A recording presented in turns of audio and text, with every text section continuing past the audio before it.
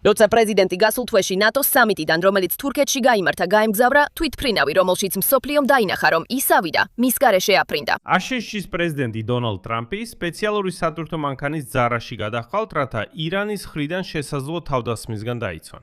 და ეს საკმაოდ რეალური ისტორია. წარმოგიდგენთ ეს სურათი. აშშ-ის პრეზიდენტი კამერების წინ Air Force One-ის ბორტზე ადის. ჟურნალისტები და მისი ადმინისტრაციის ნაწილი სახლში ამერიკაში მიფრინავენ. მაგრამ თავად დონალდ ტრამპი საიდუმოდ ჩვეულებრივი საკვების მიწოდების სახით აეროპორტში გადახავთ. ის გადაიყვანეს საკვების მიწოდების სატვირთოში და სხვა ადგილას გადაიყვანეს. ნაკლებად შესამჩნევ სამხედრო თვითმფრინავში.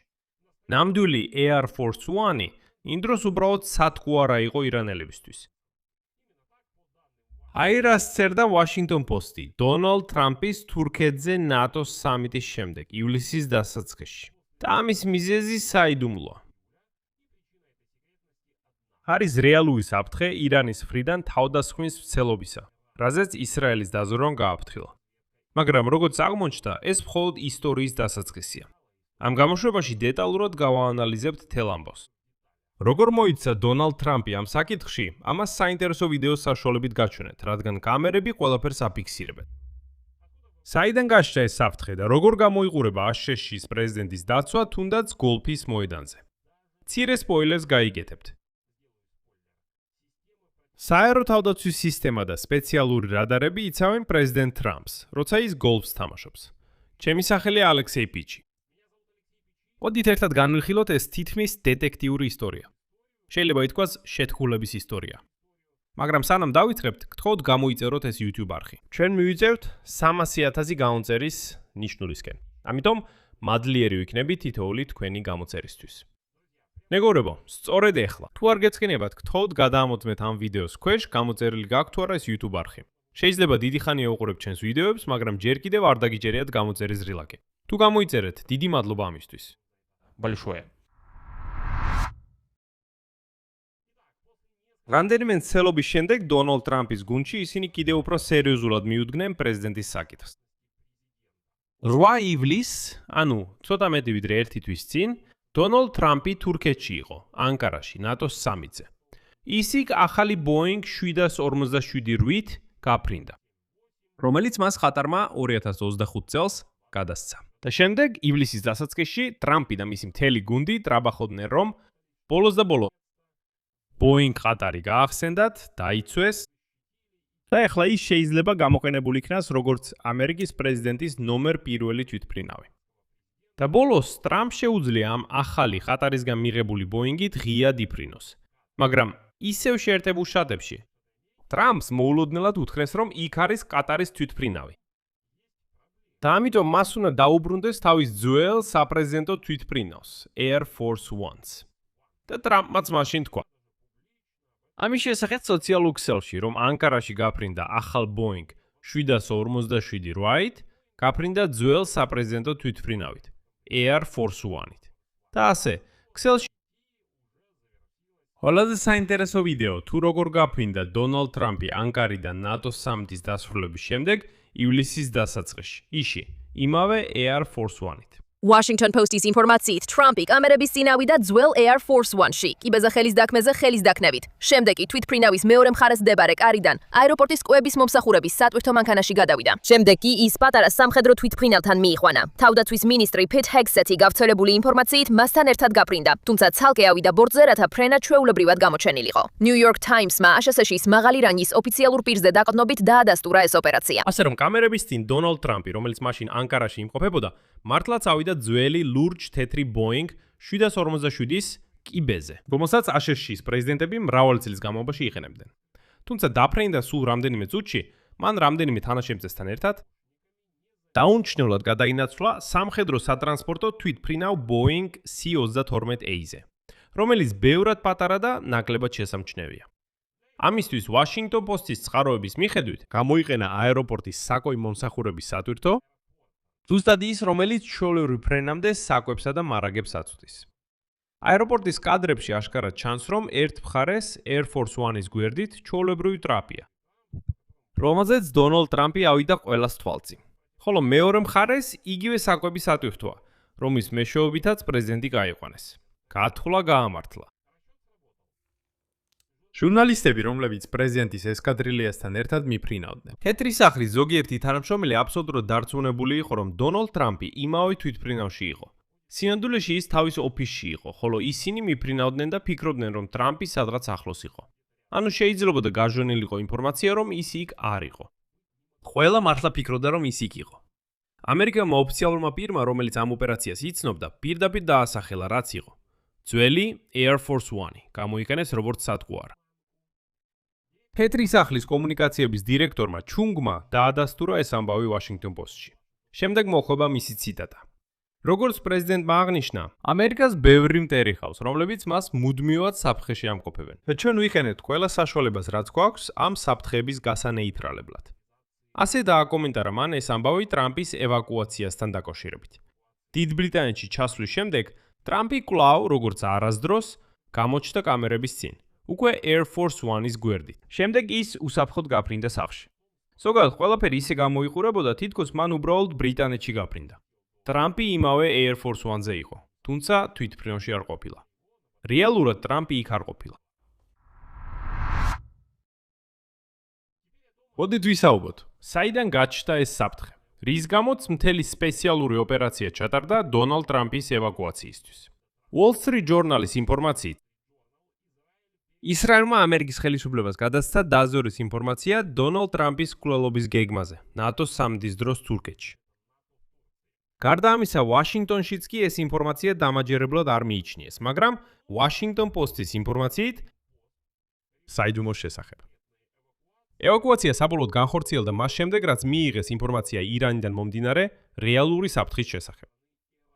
სიტუაცია კიდევ უფრო მძიმე იყო, რადგან სწორედ ამავე პერიოდში ამერიკის შეერთებულმა შტატებმა განაახლა სამხედრო დარტყმები ირანზე მას შემდეგ, რაც ვაშინგტონსა და თეირანს შორის გრძელვადიანი კონფლიქტის დასრულების შესახებ მოლაპარაკებები ჩაიშალა.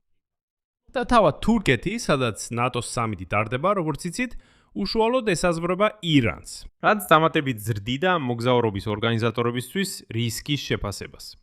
ანუ ტრამპი ზოგადად ახლოს იყო ირანთან და რეალური საფრთხე არსებობდა, რომ ისინი მის ლიკვიდაციას შეეცდებოდნენ. ცხადია, რომ მოგვიანებით თავად დონალდ ტრამპმა ჟურნალისტებს უთხრა, რომ ის დიდი ხანია თეირანის სამიზნეების სიაში პირველ ადგილზე.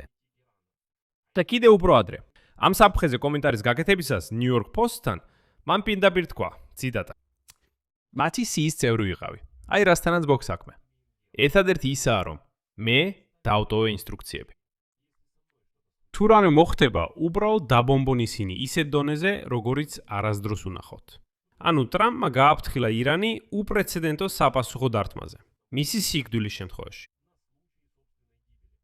ამიტომ ამ მტრულობის ფონი შორს წარსულში მიდის არა მხოლოდ ამ ომამდე, ირანში ეს საკითხი განხილვის საგანია ასევე განიხილებოდა დონალდ ტრამპის ლიკვიდაციაც ჯერ კიდევ 2020 წელს. მას შემდეგ რაც მან გასცა ბრძანება დარტყმის შესახებ, რომელმაც მოკლა ირანის სამხედრო მეთაური ქასემ სულეიმანი, ხოლო ირანის უზენაესი ლიდერის ალი ხამენეის, რომელიც 2026 წლის თებერვალში მოკლეს, დაკრძალვის დროს დემონსტრანტები შლიდნენ უზარმაზარ ბანერებს, რომლებზეც პირდაპირი მოწოდებები ეწერა ამერიკის პრეზიდენტის მოკლისკენ.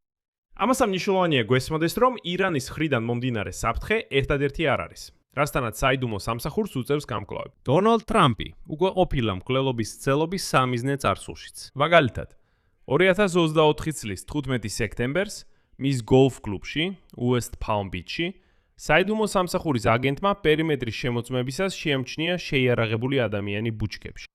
ეჭვმიტანილი რაიან უესლი რაუტი დააკავეს. ხოლო FBI-მ ეს შემთხვევა სავარაუდო მკვლელობის მცდელობად გამოიძია. ხოლო 2024 წლის 13 ივლისს, ანუ ზუსტად 2 თვით ადრე, წინა საარჩევნო მიტინგზე ბატლერში, პენსილვანიაში, მესროლემ სცენაზე პირდაპირ გახსნა ცეცხლი. თქვია მაშინ, როგორც გახსოვთ, დონალდ ტრამპის მარჯვენა ყურს გაჰკრა. ერთი მონაწილე დაეღუპა, კიდევ ორმა მძიმე დაზიანებები მიიღო. რაც შეეხება თავად თავდამსხმელს, ის საიდუმლო სამსახურის თანამშრომელმა ესროლა და მოკლა.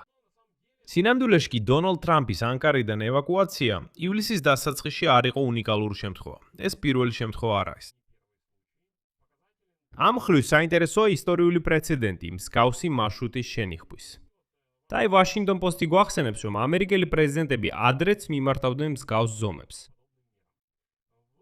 2000 წელს Bill Clinton-ის პაკისტანში ვიზიტის დროს პრეზიდენტმა ზუსტად ასე დატოვა ერთი თვითმფრინავი. მაშინ როცა მთავარი Air Force One გამოიყენეს დამკვირვებლების შეცდომაში შესაყვანად. ანუ ის თითქოს ამ თვითმფრინავში ჩაჯდა, შემდეგ კი მასაც გამოიყვანეს, წაიყვანეს ცალკე სატვირთო მანქანით და გადაიყვანეს სხვა თვითმფრინავში. აი აშშ-ში საიდუმლო სამსახურის ყოფილმა მოვალეობის შემსრულებელმა დირექტორმა Ronald Rome განაცხადა, ციტატა: პრეზიდენტის გადაადგილების დეტალები უნდა დარჩეს საიდუმლოდ, თუ ეს აუცილებელია მისი დაცვისთვის. ანუ ასეთ საიდუმლოება პრინციპში ჩვეულებრივი პრაქტიკაა. უბრალოდ ძალიან იშვიათად ხდება საჯაროდ ცნობილი ასეთი დეტალები. ეხლა კი ის რაც უკვე ხდება ერთი თვის შემდეგ დონალდ ტრამპის იმ ევაკუაციის შემდეგ და რაც მთელ ამ ისტორიას განსაკუთრებით თვალსაჩინოს ხდის. ამერიკელმა სამხედროებმა გააძლიერეს საერო თავდაცვა უშუალოდ დონალდ ტრამპის გარშემო. მაშინაც კი როცა ის ისვენებს. ეს უბრალოდ დაცვა კი არ არის, არამედ ერთი წამი წარმოიდგინეთ საჰაერო თავდაცვა. აშშ-ის პრეზიდენტის საკუთარ გოლფ კლუბში, ბედმინსტერში, ნიუ-ჯერსის შტატში, გოლფის ტურნირის ფინალური რაუნდის დროს. მის გვერდით შენიშნეს მცირე მანძილის საჰაერო თავდაცვის არმიის კომპლექსი Avenger და რადიოლოკაციური სადგური Sentinel. ჩრდილოეთ ამერიკის საჰაერო კოსმოსური თავდაცვის სარდლობაში NORAD-ში დაადასტურეს, რომ Avenger მართლაც გამოიყენება აშშ-ის არმიის მიერ საიდუმლო სამსახურის დასახმარებლად სწორედ პრეზიდენტ ტრამპის დაცვისთვის. რას წარმოადგენს ეს კომპლექსი Avenger? ეს არის მობილური სისტემა. სისტემა, რომელიც დაფუძნებულია Humvees ავტომობილზე. შეიარაღებულია მართვადი Stingeris რაკეტებით, ინფრაციტელი თვითდამიზნების თავებით. იგი სპეციალურად განკუთვნილია დაბალ სიმაღლეზე მფრენი საჰაერო მიზნების წინააღმდეგ საბრძოლველად. მათ შორის თვითმფრინავები და რაც მნიშვნელოვანია, უპილოტო აპარატები. ასე რომ ადრე ეს Avenger ბედმინსტერში შენიშნეს უკვე 1 აგვისტოს. ანუ ეს დაცვა ერთჯერადი ღონისძიება არ არის მხოლოდ ერთი ტურნირისთვის, არამედ უკვე ბოლო კვირების ჩამოყალიბებული პრაქტიკა, ანუ დონალდ ტრამპს. ტრამპს რეალურად თან დაატარებენ საერო თავდაცვის სისტემას. ერთ ვიდეოში, რომელიც თავად თეთრმა სახმა გამოაქვეყნა, ტრამპი ხუმრობით ეუბნება სამხედროებს, რომ მას არ აშინებს რაკეტები და დრონები, როცა გოლფს თამაშობს. რაზეც გვერდით დგომი სამხედრო პასუხობს, რომ ყველაფერი დაცული გვაქვს. და ანიშნებს, ანუ ზურგს უკან იმავე Avenger-ის კომპლექსისკენ. Yeah. Thank you, sir. მე არ ნერვიულობ რაკეტებზე ან დრონებზე.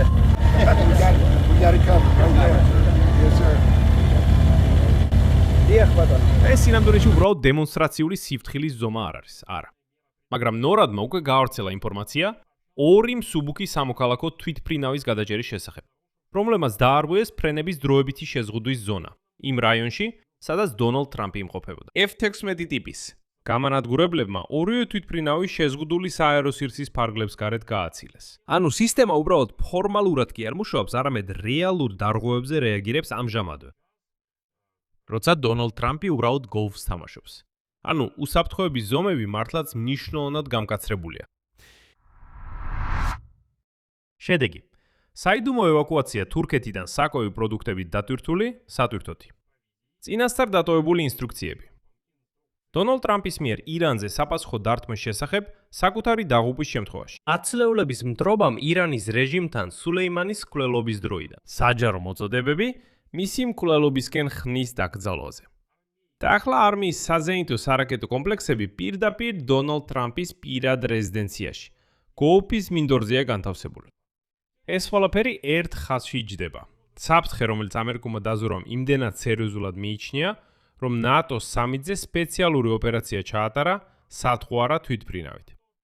ის ერთი თვის შემდეგაც არ გამქრალა. უბრალოდ საფრთხე პრეზიდენტთან ერთად მის გოლფის მინდორზე გადავიდა, სადაც ახლა მას მხოლოდ აგენტები კი არ იცავენ, იცით, კოსტიუმებში ავტომატებით. არა, არამედ ნამდვილი საჰაერო თავდაცვაც. მოკლედ, დონალდ ტრამპზე ირანის მხრიდან მკვლელობის მცდელობის ნამდვილად ეშინიათ. და ამას საკმაოდ სერიოზულად ეკიდებიან. აქ სამწერტილს დავსვამ. თქვენი აზრი და დასკვნები დაწევეთ კომენტარებში ამ გამოშვების ქვეშ. გამოიწერეთ ეს YouTube არხი. ამისთვის მადლობას გეტყვით. დაალაიქეთ, დააწექით ზარს.